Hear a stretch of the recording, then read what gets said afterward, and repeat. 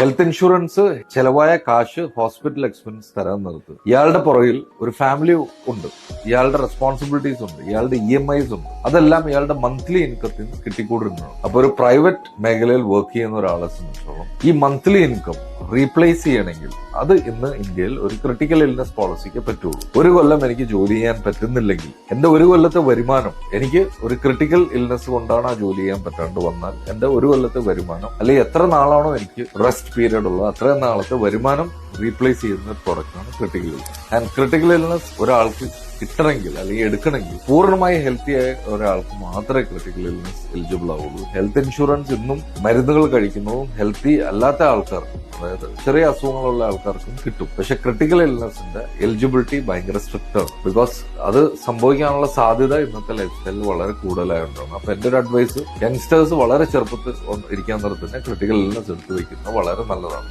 Thank you.